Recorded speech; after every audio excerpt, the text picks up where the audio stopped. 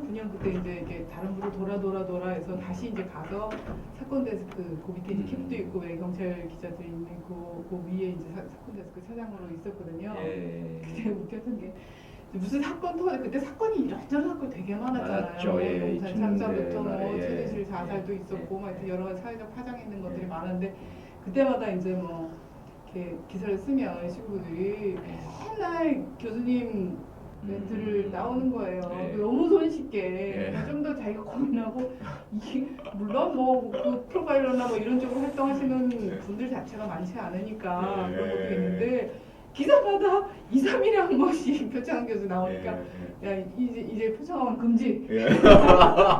금지가 됐네. 금지 좀 새로운 거를 좀 새로운 예. 거를 좀 개발해봐 막 이런 예. 이랬던 적이 있었답니다.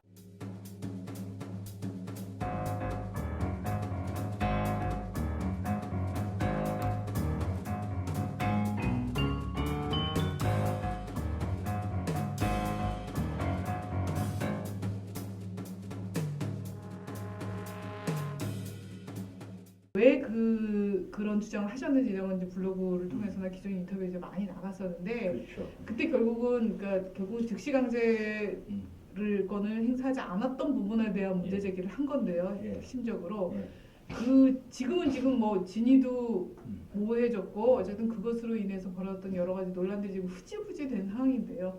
지금 여전히 즉시 강제권 행사가 필요했다라는 주장에 전혀 변함이 없습니다. 당연하죠.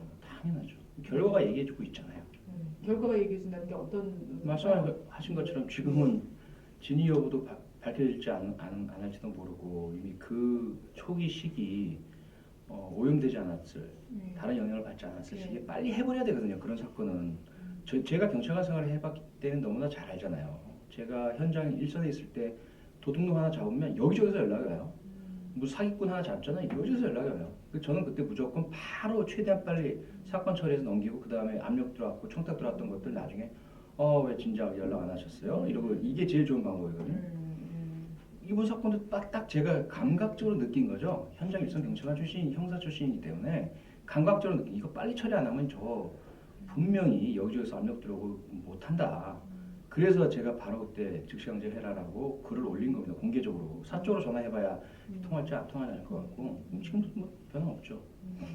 그 당시에 이제 그러니까 새누리당을 비롯한 보수 진영에서 제기했던 논리는 이제 이게 여성이라는 것을 뭐 포인트를 삼아가지고 이제 인권 문제 같은 거를 인권 침해라는 문제를 제기를 했었는데요. 그러니까 그 논리에 상당히 많은 사람들이 또 약간 좀 빨려 들어갔던 건 또 사실이거든요. 이게 실체적 진실을 모르는 상황에서 근데 어쨌든 이게 뭐 감금이냐 장금이냐 이런 유행어도 나왔긴 했지만 어쨌든 이 사람이 밖으로 나올 수 없는 그 상황이 완전히 그 국정원 요원이라 하더라도 약간의 뭐 인권 침해적 요소가 있지 않았나 막저 취재진까지 우르르 몰려가 있는 그 상황 그런 쪽에 약간 솔깃했고 그 수긍을 하는 분들도 꽤 있었거든요. 근데 여전히 그 부분에 있어서는 전혀 인권 침해라든가 이런 거를 개입할 여지가 없다라는 주장에도 변함이 없으신 건가요? 개입할 여지가 없다라기보다는요. 인권 문제는 별개의 문제다라고 보고 싶은 거죠. 과정이 적법하고 절차가 온당하고 정당하다면 정당 행위로 경찰관의 해법 집행은 존중되어야 합니다. 그렇지 않다면 경찰을 존중할 필요가 없고 이유가 없는 거죠. 범죄자도 지금 딱 벌어지고 있잖아요. 성폭행범이 지금 수갑을 차고 도주하고 있는 상황이잖아요. 그 사람 인권 없나요? 남자라고 인권 없나요? 그 사람 만약에 도주하고 있고 총을 쏘지 않으면 못 잡는다. 뭐라고 할 건가요? 지금 새누리당이나 그 인권 논리에 빠져든 사람들 인권 보호하니까 총 쏘지 말라 그럴까요? 정반대일걸요. 오히려 그동안 인권을 주장하는 사람들은 조용하잖아요. 인권단체 또는 뭐 인권에 대해서 그토록 부르짖던 사람들 이번 사건에서 한마디 하는 거 보셨습니까? 오히려 그 정반대에 있던 사람들 아닌가요? 그런 게 전 너무 참 글쎄 말할 가치조차 없지 않을까? 이 부분은 용산 얘기 꺼낼 필요가 있을까? 한진 얘기, 쌍용 얘기 꺼낼 필요가 있을까? 좀 차라리 좀 안 꺼내게 해주셨으면 좋겠어요. 제 입에서 그 얘기까지. 근데 자꾸 그렇게 만들고 있잖아요. 제가 왜 여기까지 왔을까? 그 사람들이 그렇게 만든 거거든요. 최초에 문제 제기를 했을 때 그래 타당성 있구나 받아들여서 해결했으면 여기까지 안 왔을걸요. 선거에야 영향이 없을지 몰라도 지금 제가 이렇게 대중적인 인기를 얻고 많이 하게 된 것은 바로 그분들이 저를 그렇게 만든 거거든요. 자꾸 제가 제기한 문제에 대해서 엉뚱한 논리를 갖다 대고 제가 볼 때는 전혀 저한테 그런 논리를 대응하는 사람이 학자였나요? 변호사였나요? 어떤 전문가도 없잖아요. 모든 전문가들은 침묵했거든요. 오히려 정치인들하고 일반 댓글 알바들만 떠들어대고 근데 그걸 사람들이 믿었다. 만약에 그 논리에 빠져들어간 사람이 다수라고 정말 말씀하신다면 그 다수의 존재에 우리 사회의 의식 수준, 인식 수준 정말 그분들이 좀 화를 내시겠지만 저는 좀 안도합니다. 근데 이게 이제 그동안 국정원이나 경찰이나 이런 공권력이 제 역할을 하지 못하고 미신이 땅에 떨어지는 그런 사건이라고 본다면 이거보다 어떤 의미에서는 더한 사건들도 그동안 많이 겪으셨을 텐데 이 문제에 거의 그냥 교수직까지 걸고 마치 현재 어쨌든 살고 있는 이 삶을 거의 걸다시피 하면서 어떤 행동에 나서고 발언을 하시게 된 것이 되게 의외라고 생각하는 많이 계신 것 같아요. 예. 저도 사실 그 부분이 조금 약간 의아해요. 저도 잘 모르겠어요. 잘 모르겠고 다만 돌발적인 것이보다는 축적된 것이 터졌다. 우리가 이제 그런 이야기를 많이 하죠. 컵에 물이 쭉 담기면 계속 그냥 물이 차 올라가다가 마지막 한 방울이 떨어졌을 때 넘쳐 흘러가잖아요. 그러한 거죠. 그동안 제가 살아온 어떤 여정과 역정과 그동안 우리 사회에서 일어났던 일들 80년대부터 시작해서 가장 가깝게는 지난 이명박 정부 5년간 있었던 특히 용산, 쌍용, 강정 이런 것들은 저는 참 가슴이 많이 아팠고 사실 용산 참사 때도 TV 토론에서 저를 계속 불렀었습니다. 뭐 당연하잖아요. 그동안 잘 아시다시피 저는 언제나 경찰이나 법 집행과 관련된 사회적 논란이 있을 때마다 경찰이나 정부 측을 대변해서 나왔었어요. 그래서 인권 단체와 싸웠고 시민 단체와 싸웠고 인권 변호사들과 싸웠고 야당과 싸워왔습니다. 늘 경찰 편이었고 늘 정부 편이었죠. 근데 그러면서 마음이 편했던 건 아니죠. 제가 해야 할 우리 경찰이 어쨌든 사회 법을 집행하고 질서 유지하고 치안을 지켜야 할 존재인데 이런 정치적 논란에 휩싸이는구나. 그럼 나라도 좀 도와줘야지 이런 것이 있긴 있었지만 상대방의 논리와 입장 그리고 이 사안의 복잡성 이런 것도 충분히 있다는 걸 알고 있었거든요. 근데 양대의 어떤 토론이었기 때문에 저도 한쪽에 설 수밖에 없었고 그것이 늘 마음이 아팠어요. 그런 것들은 제 상대방에 있었던 송호창 변호사나 오창희 인권연대 국장님 이분들은 너무 잘 알아요 개인적으로. 그래서 그분들은 저는 놀라지 않았을 거예요. 제가 이번에 이런 일을 했을 때 저 사람이 결국 저렇게 나와줬구나라고 했을 것 같아요. 그런 것들이죠. 쭉 용산 참사와 관련된 그런 저는 안 토론회에서 갔죠. 안 갔습니다. 그 이전까지는 했는데 용산 참사는 그건 못 가겠더라고요. 그건 정말 못 가겠더라고요. 정말 이제 다른 사적인 자리에서나 우리 경찰 동료들이나 이분들과 얘기 나눌 때 제가 분명히 이건 잘못됐다. 무엇이 잘못됐느냐. 어쨌든 결과적으로 인명이 손상당한 철거민들 5분하고 경찰 특공대 한 분하고 이분들이 사망하신 것만으로도 무조건 잘못됐다. 진입의 정당성 지금 그 비교해 보십시오. 과연 진입해서 얻을 수 있는 이익과 발생할 수 있는 손실 사이에 어느 것이 더 클까? 이 국정원 사건 같은 경우는 손실이 뭘까요? 문시정 정치 하나 파손되는 것밖에 없거든요. 그렇지 않습니까? 그게 경제로 따져도 얼마고 뭐 심리적 피해 이야기 하는데 그 40시간의 그런 대치와 잠금이든 감금이든 그게 더 심리적 피해가 크지. 순간적으로 자 들어갑니다. 준비하세요. 그리고 밖에 만약 그 민주당 요원 사람들이나 군중들이 무서웠다면 경찰이 법 집행을 해서 그분들을 밀어냈어야죠. 장례 정리를 하고 공포를 완화시키고 그 부분에서 경찰은 전혀 아무런 행동을 하지 않고 법 집행을 하지 않는 겁니다. 정말 인권이 중요했다라고 한다면 그 국정원 김 씨의 인권이 중요했다고 한다면 밖에 있는 모든 사람들 경찰이 과감하게 다른 쪽으로 밀어냈었어야죠. 안 했잖아요. 그런 것들인 거예요. 그래서 그런 일련의 일들이 저는 용산 참사, 쌍용 그런 부분에서 너무 가슴이 아팠고 어느 한쪽 편에 서기가 싫었고 그렇다고 나서고 싶지도 않았습니다. 나설 명분도 아니었던 거 제가 그쪽 편 사람도 아닌 거고 다만 그런 것들이 하나 쌓이다가 이번에 마지막에 터진 것 같고 또 하나는 뭔가 희망 제가 어떤 역할을 하고 과감하게 던지고 욕을 먹든지 하더라도 이게 변수가 돼서 조금이라도 더 이 부동층 사이의 마음을 좀 바꿔서 정권 교체가 된다면 이런 모든 것들이 바로잡아질 수 있지 않을까. 진실이 드러나고 정의가 구현되고 더 이상 빨갱이 중구 좌빨이 모든 게 다 통하고 안보불안 야기하면 그냥 모든 이슈가 묻혀버리는 이 처참한 어떤 정치 실종의 상황은 좀 바뀔 수 있지 않을까. 그런 것들이 아마 이번에 제가 나서게 된 그런 배경인 것 같아요. 한겨레 인터뷰에서 가장 인상적으로 봤던 거는요. 그동안 대통령 그 선거 때마다 누구를 뽑았는가를 공개적으로 솔직하게 밝히셨는데 예. 놀라운 것이 이번을 빼고는 다 맞췄어요. 네, 맞췄다기보다 그래서 이거를 어떻게 해석해야 되나 이게 어떻게 보면 맞춘 거고 어떻게 보면 별로한테 붙은 거고 맞습니다. 예, 맞습니다. 예. 또 이제 긍정적으로 해석하면 야 네. 시대를 참 잘 읽으시는구나 이렇게 긍정적으로 또 볼 수도 있어요. 예. 근데 이게 노태우 김영삼까지는 이해가 되거든요. 네. 근데 그 김대중 대통령이 될 때 네. 어쨌든 사람들이 이제 공격하자고 하는 사람들은 김대중 노무현을 지금 놈이 어떻게 보수야 말이 안 돼. 저 놈은 거짓말을 하고 있어. 막 이런 주장들이 막 있거든요. 근데 그 당시에 왜 김대중 대통령을 찍으셨을까요? 그때는 경찰 현직에 계셨었는데. 제가 그만큼 성숙했다라고 저는 생각을 합니다. 그 전까지는 특히 청소년기까지는 완전한 뭐 맹목적이었고 그 빨갱이 반공주의라고 지금 말씀드리지만 그 당시에는 반공주의를 넘어서 완전히 뭐 형공주의라고 할까요? 공산주의 말만 나오면 이제 다 때려잡아 죽여야 되는 걸로 생각을 했었으니까 그러한 어떤 인식들과 경찰대학에 재학 중이던 시절에 그런 어떤 무거운 어떤 무언의 압박 같은 경우 그런 게 좀 있었죠. 신분상 경찰대학생이라는 것 자체가 투표를 하게 될 때고 글쎄요 좀 솔직하게 말씀드리면 학교의 관계자들이 그런 언행을 좀 많이 했었어요.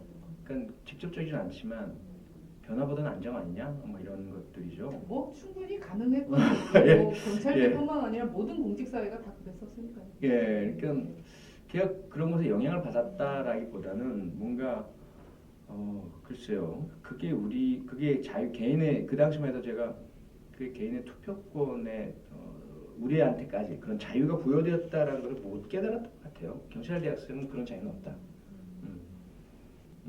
그리고 그런 말씀들을 듣고 나니까 저도 모르게 투표하면서 찍게 되었던 것 같고요. 박종철 군, 이한열 열사 이런 사건들도 목격하면서 참 참담하고 안타깝고 부럽기도 하고 이런 가슴도 아프고 말도 못하고 어느 한쪽 설수도 못하고 그런 과정을 거치면서 이제 많은 성숙을 했고 무엇보다도 이제 영국에서의 유학 생활이 많은 성장을 하게 해줬죠.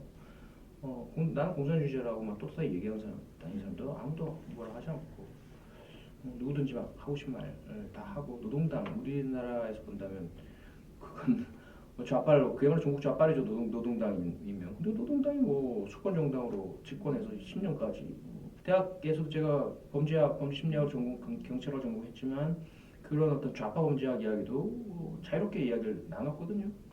그런 어떤 너무나 충격 속에 빠졌던 거죠. 제가 이제까지 살아왔던 이 좁은 한반도 내에서의 그런 울타리 안에서 남은 것이 전부는 아니었구나. 전 대통령에 대한 그런 평가도 그래서 제 스스로 다시 하게 됐고 전혀 어떤 주저 없이 이분에 대한 신뢰가 생겼고 이분이 그야말로 이제는 우리나라 민주주의를 가져오실 수 있겠다. 그리고 특히 묵은 오래된 지역감정과 호남분들의 80년 광주의 그런 아픔 이런 것들이 치유될 수 있겠다. 김대중 대통령의 당선을 통해서. 그래서 뭐 제가 100만 표가 있었던 100만 표를 다 김대중 대통령께 드리고 싶었던 그런 마음이었죠. 그래서 진보적으로 말을 갈아타는 듯이 보이다가 또 이명박 대통령을 또 찍으셨다고 하더라고요. 그때 기대했던 건 뭐고 가장 실망했던 건 어떤 부분이었어요?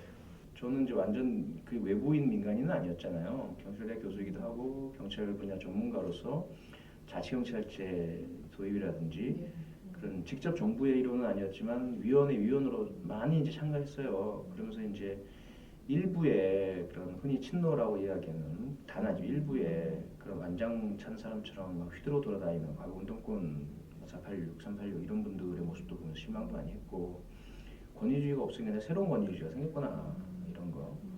그 다음에 특히 검찰 개혁에 결국은 실패하시는 모습을 보면서 너무나 이제 실망을 한 거죠.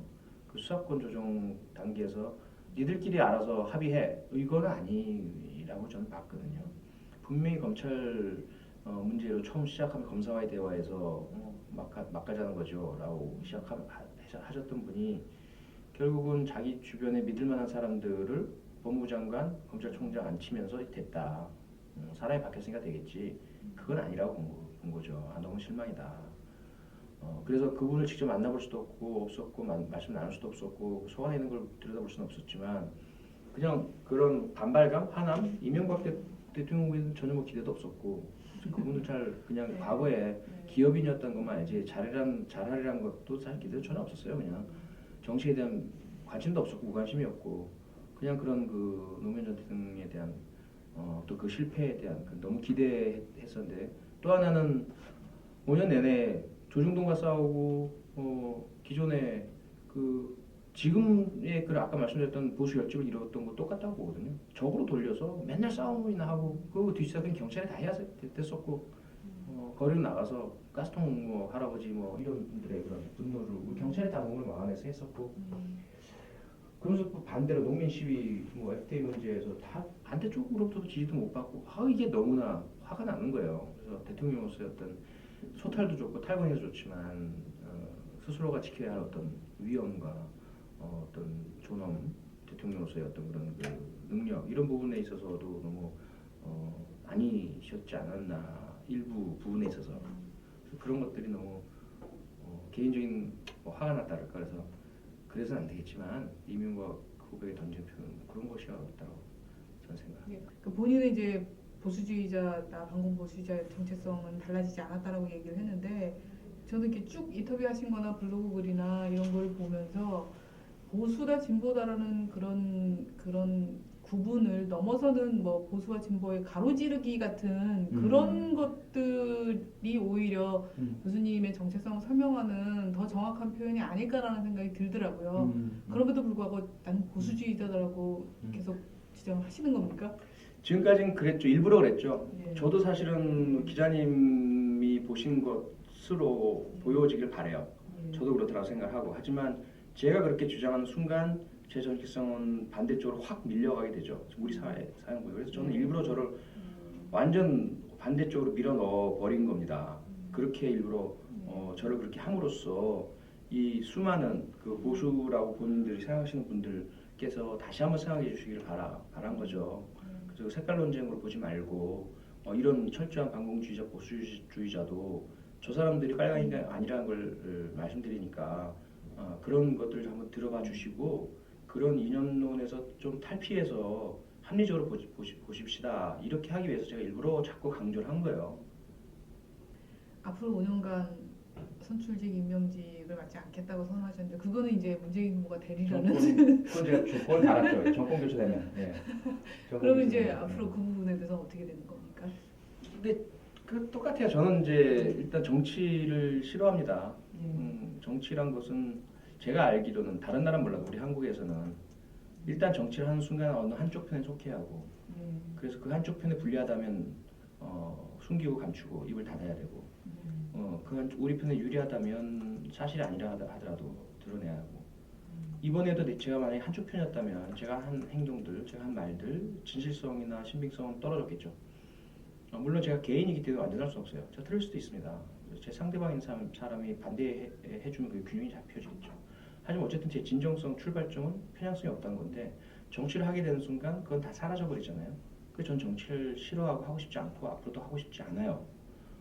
하지만 그렇다고 제가 정치를 안 하겠다라고 선언하고 싶지 않습니다.